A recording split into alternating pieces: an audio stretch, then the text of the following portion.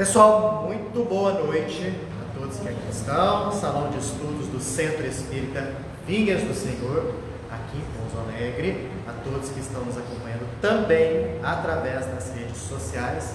Sintam-se como se estivessem conosco aqui presentes. Como é de nosso hábito, como é de nossa necessidade, é sempre muito importante, nesses momentos que antecedem qualquer atividade no meio espírita, nós realizarmos aquele processo de ligação mais intensa com o plano espiritual superior. E essa ligação é feita facilmente através da prece, que nada mais é do que um enviar de energias positivas, envolvendo pensamentos elevados, estabelecendo assim um circuito, uma sintonia com aqueles espíritos superiores a nós, com as forças superiores do universo. Tivéssemos nós esse hábito constante, não somente nos momentos que antecedem as atividades nos templos religiosos, mas em todos os momentos de nossa vida, nós podemos ter a certeza de que as coisas fluiriam melhor, de que teríamos melhor paciência, enxergaríamos a situação de uma maneira mais aprimorada, tomaríamos as melhores decisões, agiríamos, enfim, mais de acordo com as leis divinas. A prece que faz esse momento, ela permite que tal coisa aconteça, pois o nosso campo mental sutilizado fica propício à semeadura de bons pensamentos que os nossos mentores nos fazem.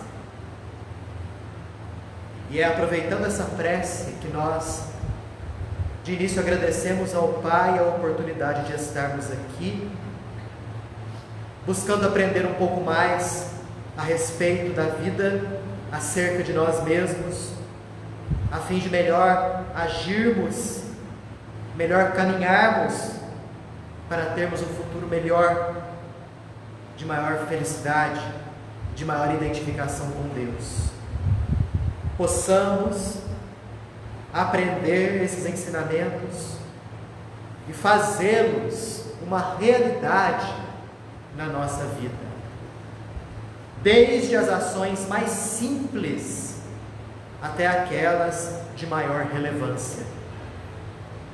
Com este tipo de pensamento, damos por iniciada a reunião de estudos dessa noite. Que Deus, nosso Pai, nos abençoe e que assim seja. Antes de nós começarmos o nosso estudo, um recado aqui. Nesse sábado, sem ser esse agora, o próximo, no dia 4 de novembro, tá? Às 17 horas aqui no centro, nós vamos reiniciar o estudo, nós, como eu falo assim, como casa, né? O estudo da mediunidade. Em verdade, é um estudo que está embutido no desenvolvimento mediúnico. É o estudo da mediunidade, módulo 1. Nós temos aí 2 facilitadores, 2 coordenadores que irão realizar esse estudo. Seria o Daniel Prado e o Valdemir. Então todos estão convidados, não é necessário assinar lista alguma, basta chegar aqui, 17 horas, sábado, 4/11, ok? Bom, livro Céu e Inferno ou A Justiça Divina segundo o Espiritismo, da Lavra de Allan Kardec. O que a gente fez nas últimas semanas foi analisar alguns depoimentos realizados por espíritos que estavam numa condição feliz após desencarnar. lemos vários depoimentos desses espíritos aqui. E a tônica geral em todos eles é que eles se encontravam após o desencarne numa condição muito boa de paz e de felicidade. E por quê? Eram seres privilegiados? De modo algum. Simplesmente indivíduos que reencarnaram aqui na Terra e desenvolveram a contento as suas missões. Tudo aquilo que foi estabelecido antes do reencarne, eles fizeram e venceram por conta disso. Foram indivíduos bons, indivíduos honestos, pessoas que se preocupavam com o próximo, indivíduos que desenvolveram um alto grau de espiritualidade. Vimos os mais diversos tipos aqui, não? Vimos aqueles que eram espíritas e aqueles que não eram espíritas. Observamos aqueles que detinham uma condição social muito humilde, como aqueles que estavam muito bem colocados na sociedade.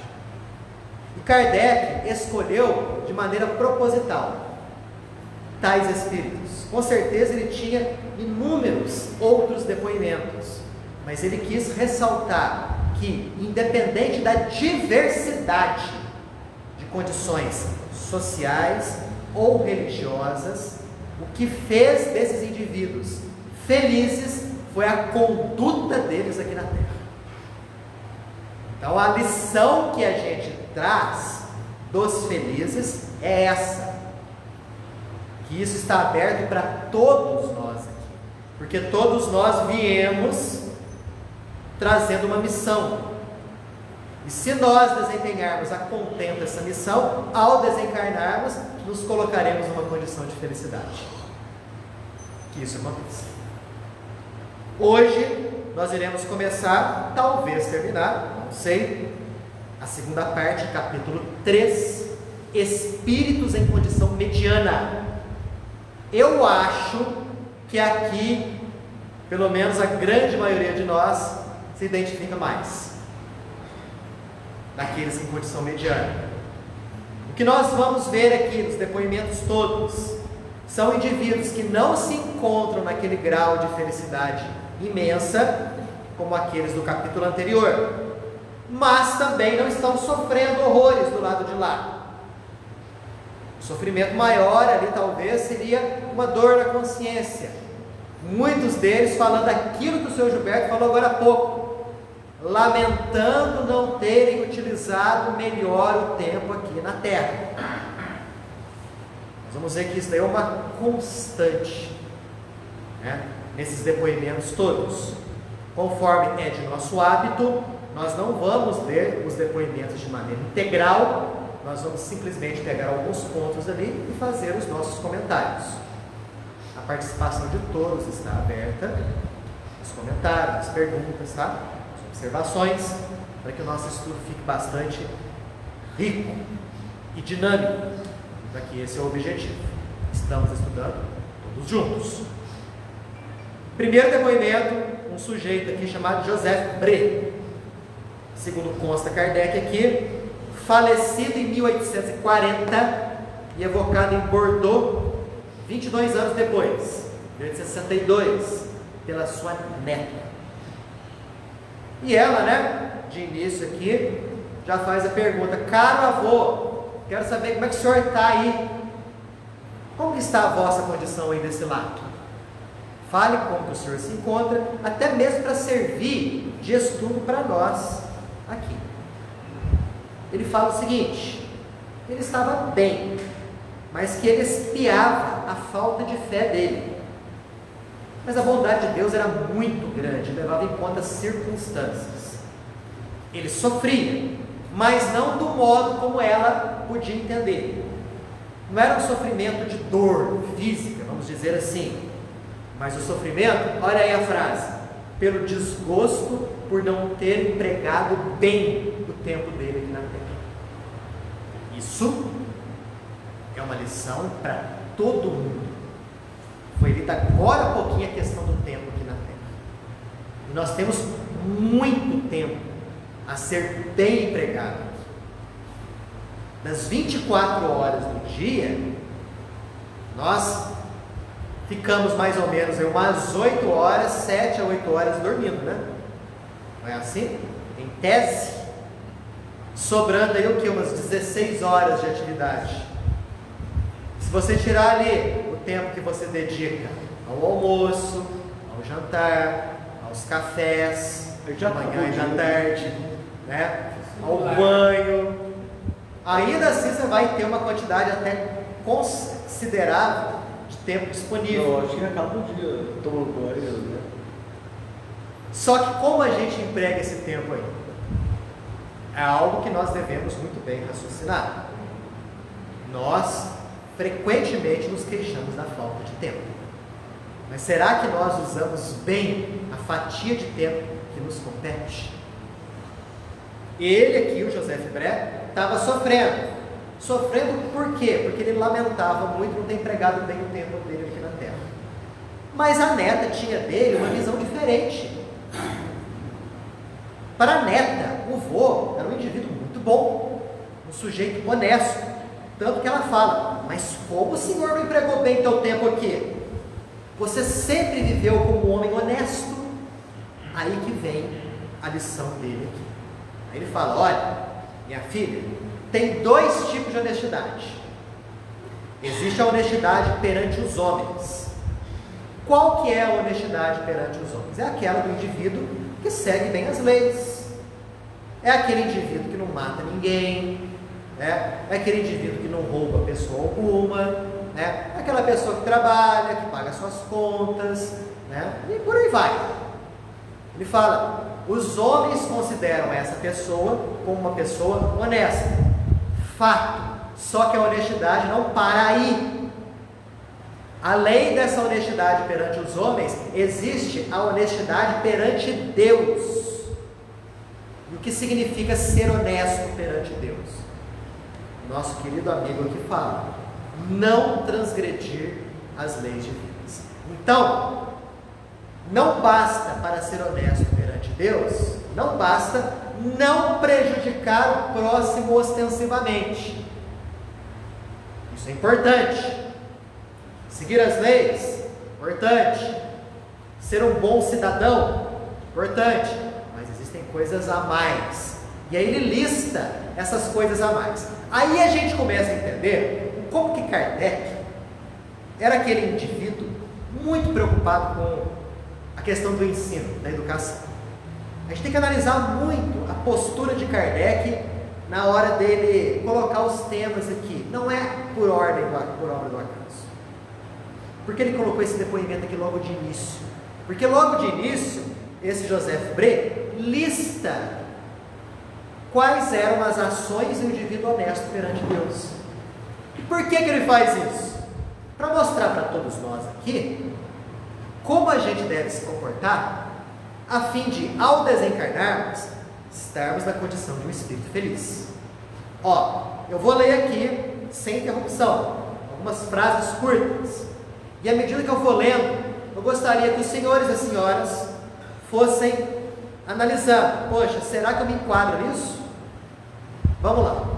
Primeira coisa: consagrar a existência ao bem, ao progresso dos outros. Segunda coisa: ser ativo no cumprimento dos deveres materiais, ter amor ao trabalho. Terceiro: ser ativo nas boas obras, no que tange a amar a Deus e ao próximo. Mais uma: evitar as palavras que ferem, que maldizem, que caluniam, que xingam. Não aderir de modo algum ao orgulho, à inveja e à ambição. Ser paciente e ser bom para com aqueles que nos agridem. E finalmente, perdoar sem esforços e sem ostentação. Ouviram tudo isso, né? Aqueles espíritos felizes dos depoimentos anteriores cumpriram à risca essas exigências aqui. E o José Bré fala: algumas dessas coisas eu fiz. Várias outras, de modo algum, eu fiz. Eu me coloco aqui na condição daquele homem que agora compreende esse tipo de honestidade. Da honestidade perante Deus.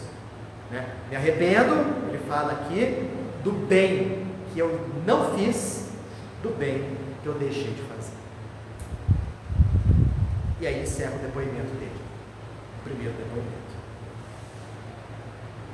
Percebam, para nós atingirmos aquela condição de felicidade, não basta ter a ação ostensiva dentro das leis da sociedade. É muito mais do que isso.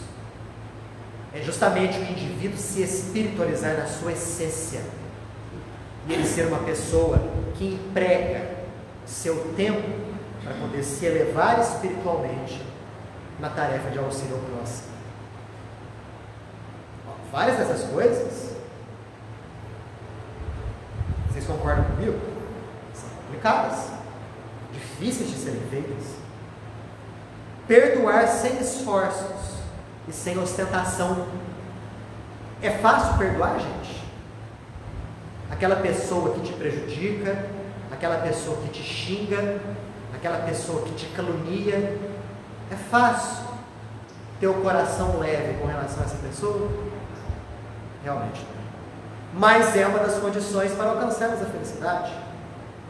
Nós temos paciência perante aqueles que nos agridem? Às vezes nós não temos paciência nem com as pessoas que não nos agridem. Imagina com aquelas que nos agridem. Não é uma outra coisa fácil. Não aderir ao orgulho, inveja e ambição. Vocês estão percebendo por que a gente tem que reencarnar várias vezes? Estão percebendo porque a perfeição não é uma conquista de geração espontânea? Que pum, de repente a pessoa fica santa ao passar das horas? Mas sim uma conquista lenta e progressiva. Pois é, a lição que o nosso querido Joseph Bray nos passa é justamente essa. Alguém quer comentar alguma coisa? Fala. Daniel, eu quero usar o contexto dele. Ele, pelo jeito, ele desencarnou com uma certa idade. Isso em 1800 alguma coisa, ou seja, ele nasceu em 1700, que é um outro contexto. Antigamente tinha, se alguém te ofendia ou fazia alguma coisa, você tinha a obrigação, a honra de lavar a sua honra com sangue. Aí seria, vamos dizer assim, o indivíduo fazendo as coisas corretas, entre aspas, perante a sociedade, né? No caso dele, assim, é muito louvável essa dor na consciência, que de certo ele não fez coisas assim. Mas no nosso contexto de hoje, 200 anos depois, fica até um pouco mais fácil. Ainda mais aqui no Brasil, a gente é bem. Não está nem aí por nada. Mas assim, se você for ver, né, as próprias leis humanas são falhas em inúmeros aspectos. E elas não pegam muitos pequenos delitos que nós cometemos. Não, eu não matei ninguém até hoje. Ótimo, que é um grande delito. Mas eu não arranquei a cabeça de ninguém. Está lá no Decálogo. Se não me engano, é o 5º mandamento, né? Não matarás. Não é assim? Quando a gente lê lá, não matarás, o que a gente logo pensa? Isso que você falou. Eu não matei pessoa nenhuma, viu? Estou dentro. Mas será que aquele espírito iluminado que passou a Moisés essa lição, não matarás, estava falando somente de não matar o corpo físico de alguém? Eu acho que ele estava indo mais além. Hoje nós temos a condição de entender esse não matarás com maior profundidade. Abriu. Não matar as esperanças do outro. Não matar os sonhos. Não matar a tranquilidade de alguém. Quando a gente vê isso daí, a gente percebe, opa, será que em alguma vez na minha vida eu não tive uma conduta em que eu assassinei a alegria de alguém? Em algum momento? Em que eu matei as esperanças de alguma pessoa? Como a gente consegue fazer isso? Hã? Como a gente consegue matar a esperança? Matar a esperança de alguém? Através das nossas palavras, através das nossas atitudes, através do nosso fazer alguma coisa, pessimismo. não faça isso, né? não faz isso. Você fala assim para a pessoa, mas quem é você para agir dessa maneira? Você não presta, né? Você é um indivíduo baixo, e por aí vai. Quantas vezes destruímos a alegria de uma pessoa por conta de uma palavra mal feita, de um olhar ranzinza, de uma postura negativa? Daniel, se alguém falar isso para alguém hoje, dos dias de hoje, você, como é que é? Você não presta, você não presta, a pessoa vai rir da sua cara. Incompetente. Quantas palavras e quantas posturas nós tivemos, né, que as leis humanas não pegam, né, mas as leis divinas registram. E quando a gente desencarna e a gente começa a tomar consciência do que é a verdadeira felicidade, aí a consciência começa o quê? A cutucar. O nosso José Bre, pela visão da neta, era um indivíduo honestíssimo perante a sociedade, não é?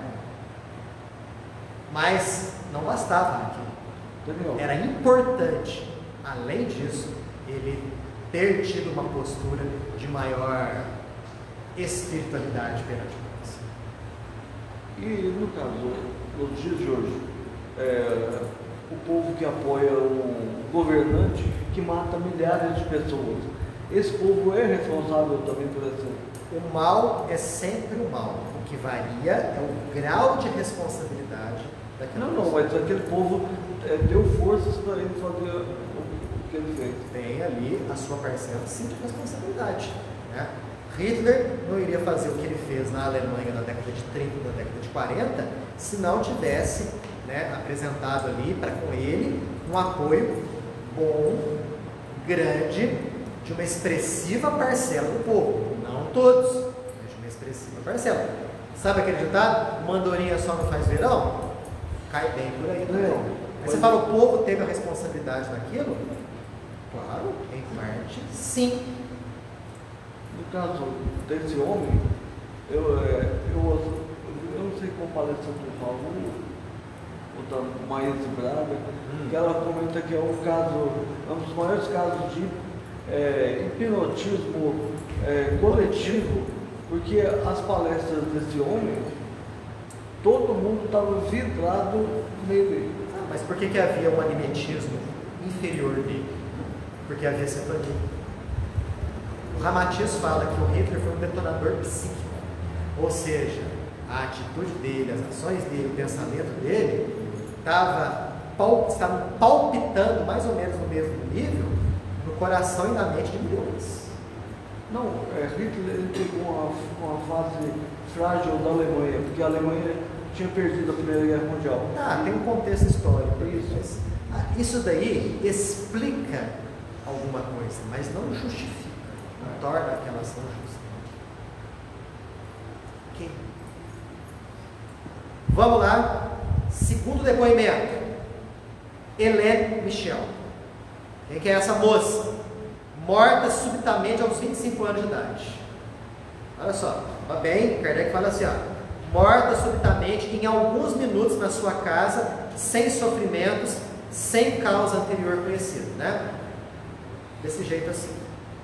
Quem era ela? Rica, um pouco frívola e, em consequências da leviandade do seu caráter, ocupava mais das futilidades da vida do que das coisas sérias.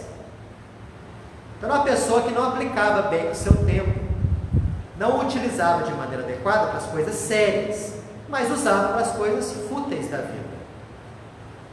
Apesar disso, seu coração era bom, era serena, benevolente e caridosa. Vendo? Uma pessoa fútil, mas de bom coração. Evocada 3 dias depois de sua morte. Uma pessoa desse tipo, uma pessoa que não usou tão bem o tempo assim, 3 dias depois do desencarne, obviamente ela não vai estar tão assim liberta, né? Foi justamente esse o depoimento aqui. O que ela falou? Quem era ela? Por que ela estava naquele lugar? Que ela se sentia duas, que ela tentava conversar com os parentes, né? Mas ninguém dava a mínima para ela, que ela sentia um outro corpo, que aquele outro corpo era muito frio, ela se referia ao cadáver, o corpo dela, entendeu? Então ela estava naquela fase de dualidade, sem saber direito o que estava acontecendo, sem saber se estava viva ou se estava morta, que é algo muito comum para aqueles espíritos, né, que não foram espíritos aqui quando encarnados, felizes. Isso aí foi evocado 3 dias depois. Tá? Depois de alguns dias, ela já se reconhecia desencarnada e mais, ela agradecia as preces que ajudaram nesse reconhecimento. Reparem bem, em boa parte desses depoimentos aqui, os espíritos sempre falam: as preces que vocês fizeram me ajudaram demais na minha libertação. As preces que vocês fizeram auxiliaram muito o meu reconhecimento. Ou seja, a pessoa caía a ficha. Opa, peraí, estou morto, desencarnei. Desses depoimentos todos aqui, são 6 depoimentos, pelo menos uns 4 falam isso. Qual que é a lição que fica para a gente? A questão de orar pelos desencarnados. Facilita muito o processo de desligamento deles do corpo físico, auxilia a suavizar a perturbação e ajuda demais a pessoa a se reconhecer desencarnada. Por isso, gente, que o oposto prejudica o desencarnado. Aquelas pessoas que se desesperam, as pessoas que se revoltam, as pessoas que xingam o defunto, estão enviando energias também para ele. Só que energias densas, energias desequilibradas, energias que vão perturbar a perturbação que já está grande, e energias que vão dificultar muito o reconhecimento dele após o desencarne. Após alguns dias, a nossa querida Helene, né, já se encontrava melhor, mais equilibrada, reparou ali que o desprendimento dela foi lento, mas não foi doloroso. Por quê? Porque ela não tinha vícios sérios, ela era uma boa pessoa também, ela só não havia empregado muito bem o seu tempo. Esse foi o depoimento dela. Comentários? Observações?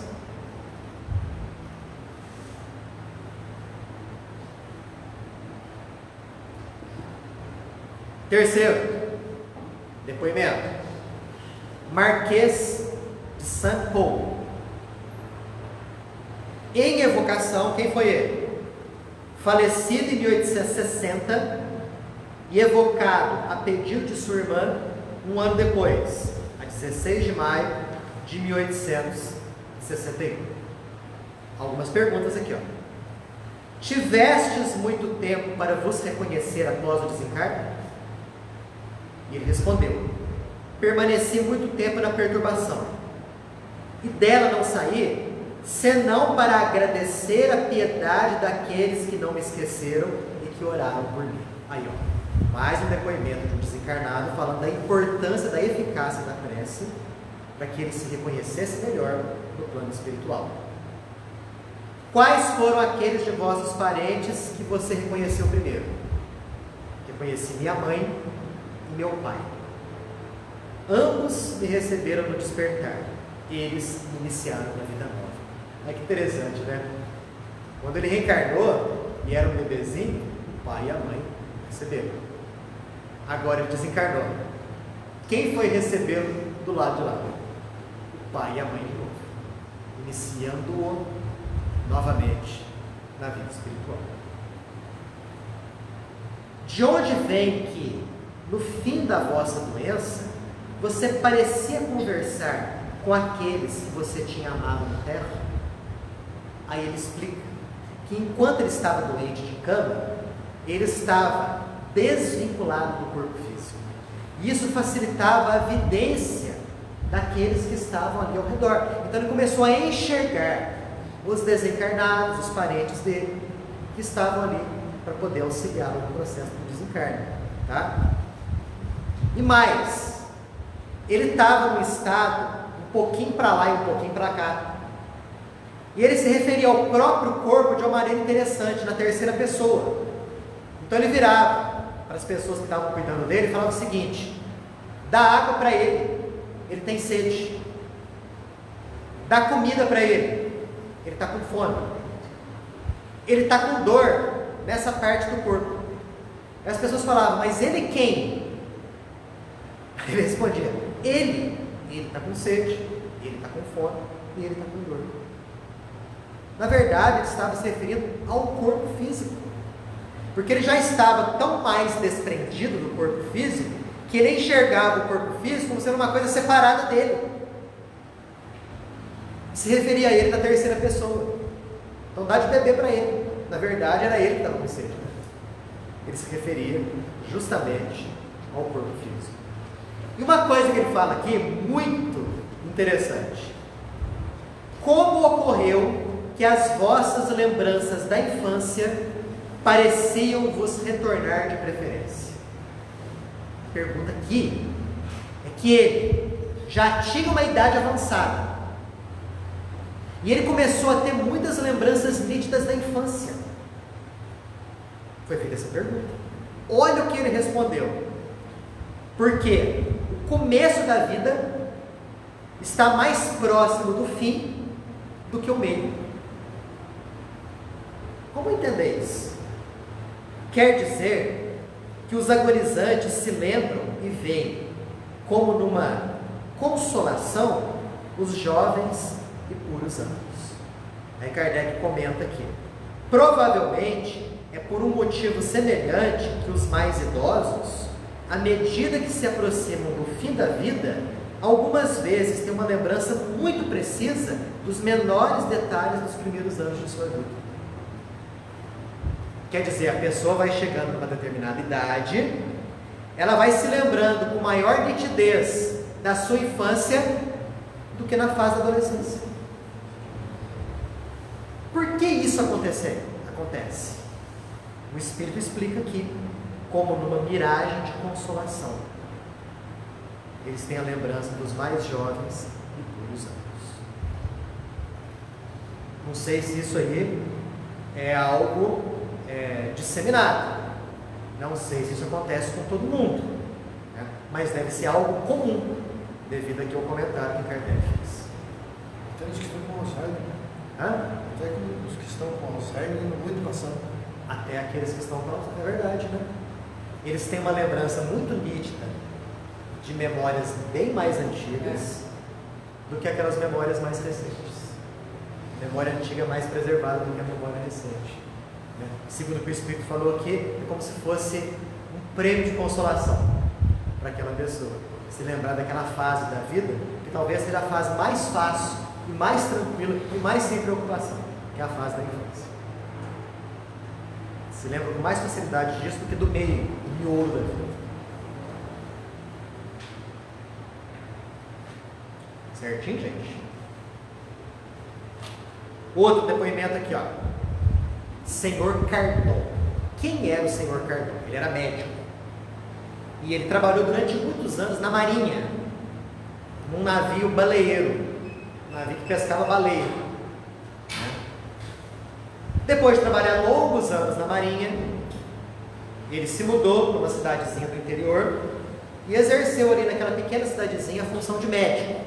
Ele era médico na marinha, continuou a exercer a sua profissão lá. Casou, teve filhos, né? Em determinado momento da vida, ele descobriu que ele estava com uma moléstia no coração, uma hipertrofia do coração. O coração dele estava inchado. Ele era médico. Ele falou assim: estou lascado, não tem cura, vou morrer. E esse pensamento de morrer levou ele a uma depressão profunda.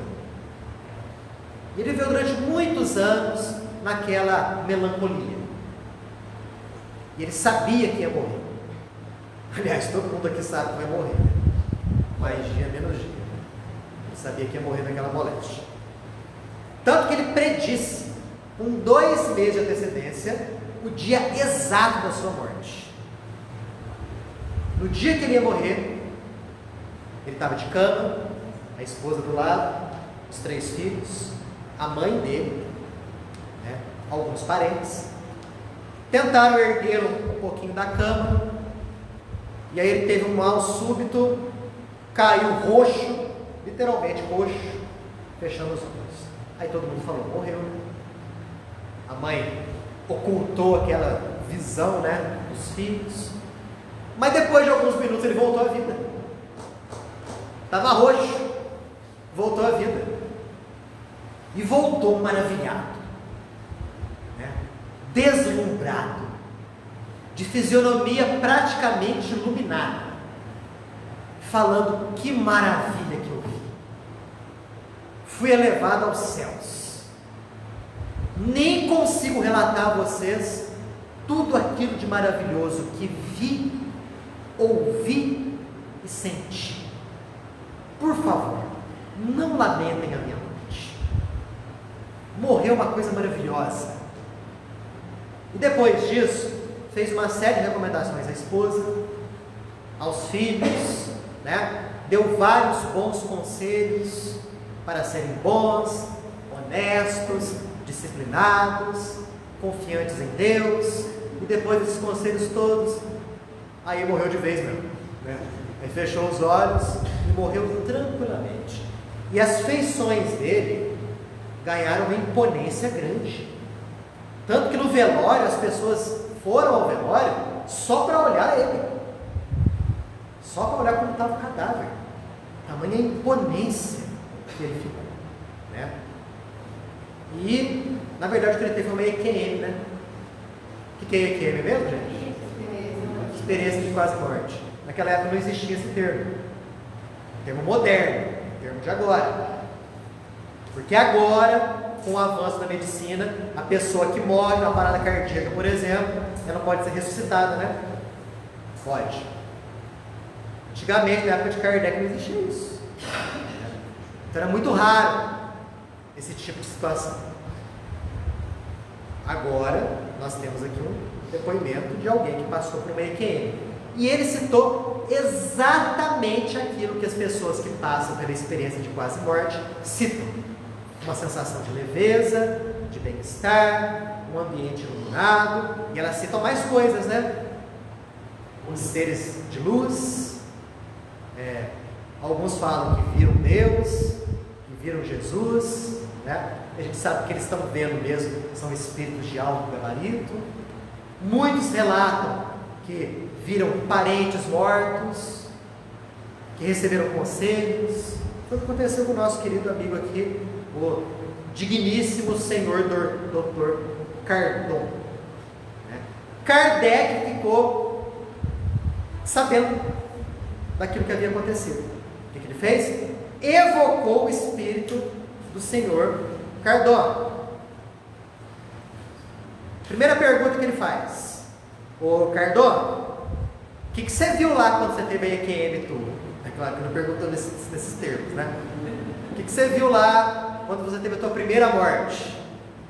Ele fala: olha, o que eu vi, o que eu senti, eu não tenho nem condições de explicar para vocês. Eu não encontro expressões na linguagem humana para relatar aquilo que vi e aquilo que senti. Gente, deve ser bom demais, né? Não deve? Aí Kardec pergunta: e aí? Você está tão feliz agora quanto naquele momento da tua primeira morte? Aí ele fala: não estou.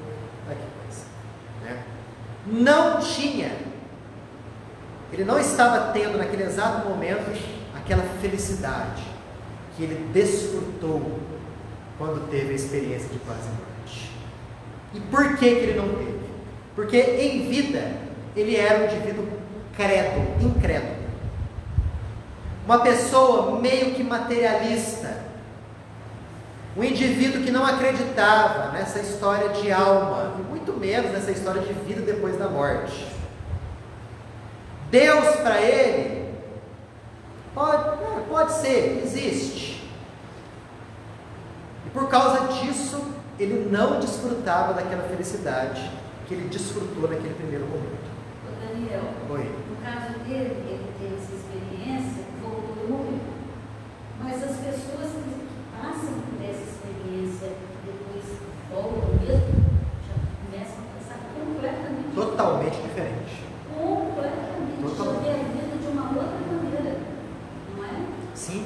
Por quê? Porque eles sentem que é a realidade. Porque agora, quando nós estamos dentro do corpo, a gente pensa que a realidade é essa realidade material aqui. E não é. A matéria é uma ilusão. Os hindus, eles costumam falar que a matéria é Maya. M-A-Y-A. Ilusão. Enquanto nós estivermos apegados à matéria, nós estamos aí nesse labirinto de ilusões. Os indivíduos que passam pela experiência de quase morte, e eles sentem a realidade espiritual ali, palpável, quando eles voltam, eles têm a certeza de que a realidade não é aqui. A realidade é lá. Por isso que eles mudam de conduta, Maria Ângela. Mudam de pensamento. Se tornam indivíduos melhores. Pessoas melhores para si mesmo, para o próximo, para os familiares. Pessoas mais desprendidas, desapegadas, mais espiritualizadas, uma única palavra. E saem contando a experiência que teve para essas pessoas também Acordam. terem uma maneira de pensar diferente, independente de ter passado por uma época. Perfeito. Quer dizer, é o indivíduo, o senhor Cardon aqui, que não é feliz. E ele fala, por que eu tive aquela experiência da primeira morte? Porque mais pro final da vida, por conta da moléstia, ele pôde chegar à conclusão que realmente existe algo depois da morte. Realmente a vida é uma coisa que não se limita aqui. E ele começou a ganhar, a desenvolver uma gratidão profunda a Deus.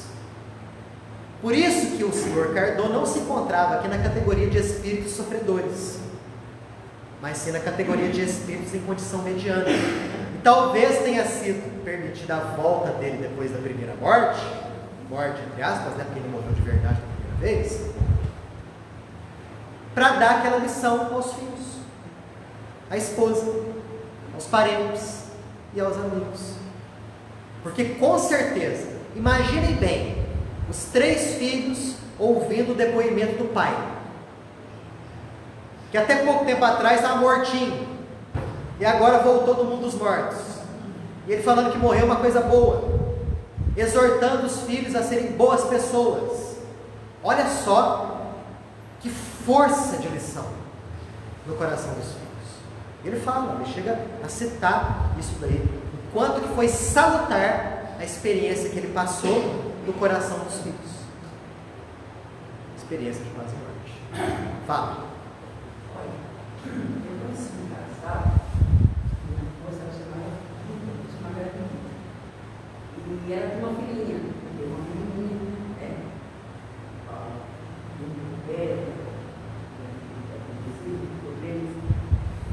e um dia ela começou a cuidar muito, ela babava muito. Ela deitou no colo dela, e ela disse assim para ela, presta atenção. A mulher olhou para ela, morreu. Presta atenção. Morreu. Aí a mulher ficou apavorada, aí ela voltou. Ela disse assim, eu morri. Nossa, eu morri.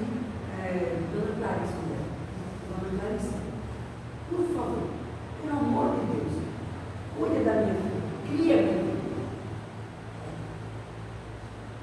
E falou para a Dona Clarice, cuide da minha filhinha.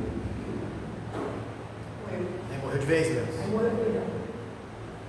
Ela fez igual esse caso aí. Fez igualzinho esse caso aqui. Ela morreu e voltou para cuidar da menina e morreu.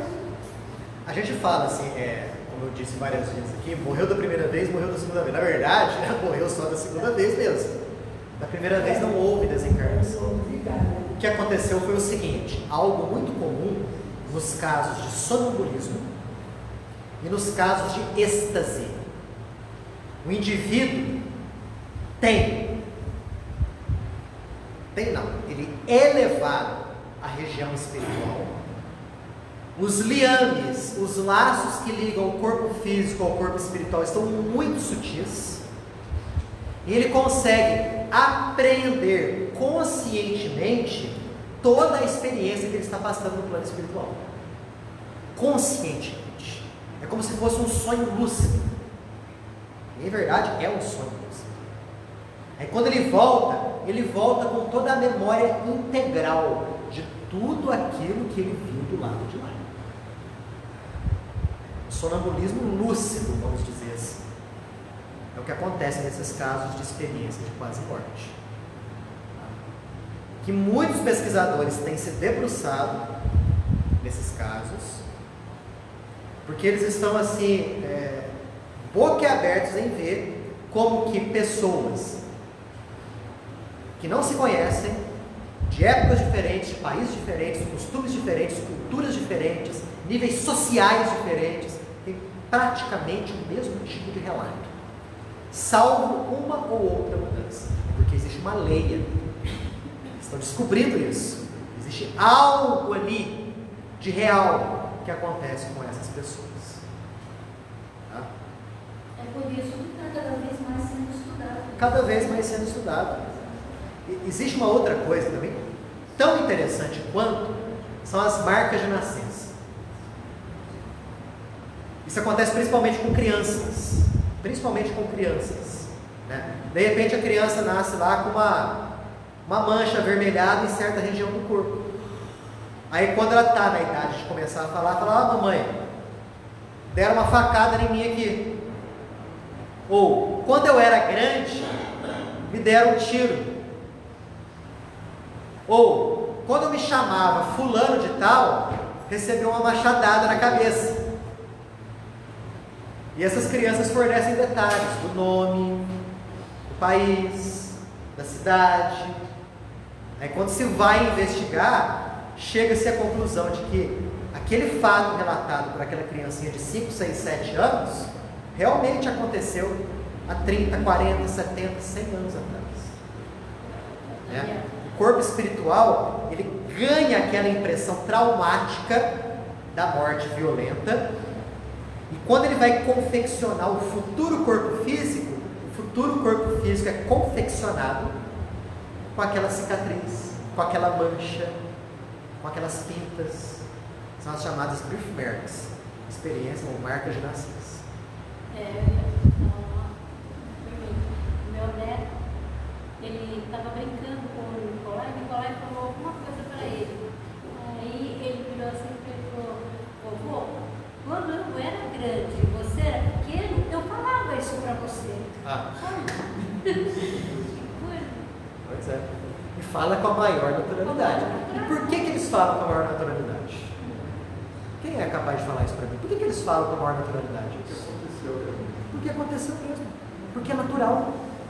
É natural esse tipo de coisa. Isso tende a acontecer com cada vez mais naturalidade, à medida que a nossa evolução vai acontecendo, o nosso corpo vai se sutilizando, nós vamos ganhando maior capacidade de absorver, de nos conectarmos com as nossas memórias que estão soterradas lá no nosso inconsciente. Só um segundinho. Nosso último depoimento aqui. Senhora Ana Belleville. Essa era conhecida de Kardec. Essa, quando você lê o depoimento, vamos dizer assim, a condição dela, você se pergunta: nossa, era para ser um espírito feliz? Dá uma olhada aqui. Mais uma vez, né? Nossa, gente. Jovem mulher morta aos 35 anos. Uma lá morreu aos 25, essa aqui aos 35. Depois de uma longa e cruel doença. Viva, espiritual, dotada de uma rara inteligência, de uma retidão de julgamento, eminentes qualidades morais, esposa e mãe de família devotada, força de caráter pouco comum, espírito fecundo em recursos. Gente, olha só.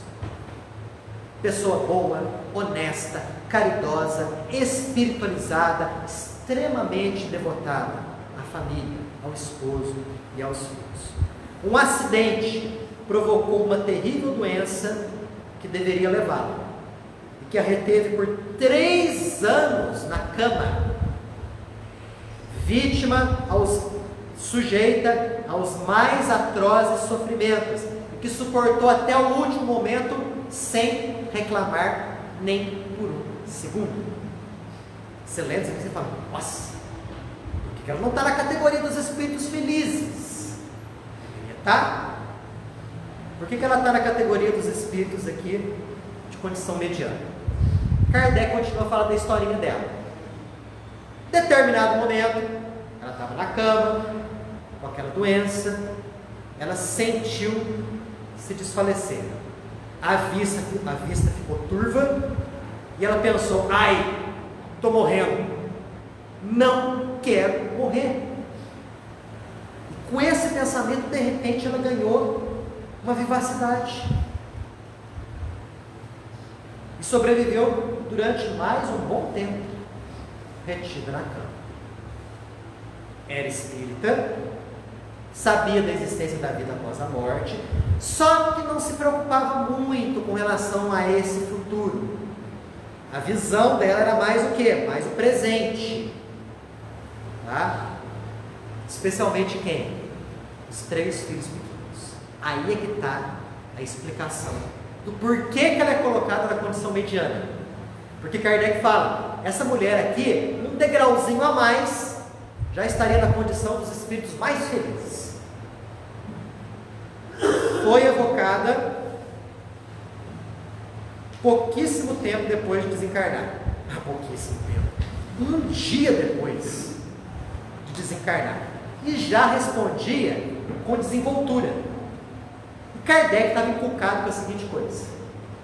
Já das primeiras perguntas, minha filha, você tem noção do porquê que você sofreu tanto assim durante 3 anos presa no leito? Ela não quis responder. Para ela, era uma lembrança dolorosa. Kardec tornou a evocá-la 1 mês depois. Ela já estava, melhor libertada. Relata os efeitos benéficos das preces sobre ela. Disse que ela não tinha que passar por aquele sofrimento prolongado de 3 anos, mas ela passou porque ela quis continuar um tempo mais no corpo por preocupação com o futuro dos filhos.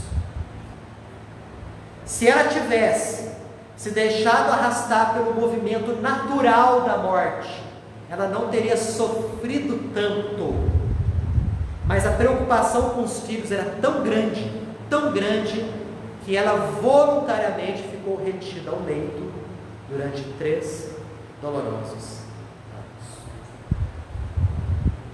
Aí é que está porque ela não era um espírito feliz.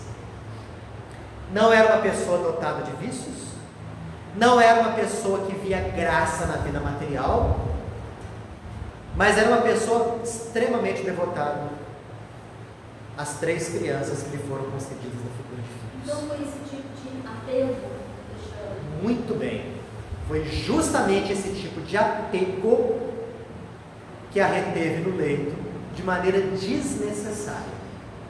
Aí Kardec pergunta para o Espírito São Luís: escuta, São Luís, quer dizer que isso daí pode acontecer mesmo? A gente pode voluntariamente retardar a nossa morte? São Luís responde: isso pode acontecer, mas não é com essa facilidade toda que tu está pensando, não com essa facilidade. Isso pode ser concedido às vezes, excepcionalmente, para que a pessoa possa concluir uma missão que ela não terminou. É o caso dela, Ao invés de se deixar arrastar pelo movimento do desencarne, ao invés de não ter esse apego, que é algo até difícil a gente achar que é um apego, não é mesmo? Difícil a gente achar que isso é um apego, preocupação com os filhos, mas de qualquer forma, ela não era um espírito feliz, dessa maneira. Aí Kardec pergunta de novo: você sabe o motivo que te fez desencarnar de uma moléstia atroz como aquela? Ela fala: sei. Olha, presta atenção. O que fez com que ela ficasse doente? em vida passada, ela tinha uma mãe. E essa mãe queixava-se continuamente de doença. Só que ela não ligava a mínima para a mãe. Como não via a mãe deitada na cama, ela pensava que a doença da mãe era uma doença imaginária. E ela debochava da mãe. Aí vocês me perguntam: nossa, isso foi motivo suficiente para ela desencarnar daquela maneira? Foi. O que levou ela a sofrer um acidente, depois ficar por 3 anos na cama, foi justamente a atitude que ela teve em vida anterior, em debochar da mãe, achando que a mãe tinha uma doença imaginária. A consciência acusou ali. A consciência acusou. Né? E ela, para se ver livre em termos conscienciais, ela escolheu passar por uma provação daquela. Estão vendo? Quando Emmanuel disse que nenhuma lágrima que nós fizemos derramar seria esquecida, isso se aplica bem aqui. Olha que ponto que as coisas chegam. Ela debochava da mãe numa vida anterior, numa vida seguinte desencarnou de uma doença crônica. Claro que ela não tinha que ficar 3 anos na cama, ela prolongou o processo, né? Porque ela quis dar mais instruções ao marido e a outras pessoas a respeito da criação dos filhos. Essa foi a história da senhora Ana Belefique. Comentários, perguntas e observações? Nenhuma. Acabamos o capítulo 3, tá? São só esses 5 meses. Semana que vem, capítulo 4. Aí a gente começa com os espíritos sofredores, tá?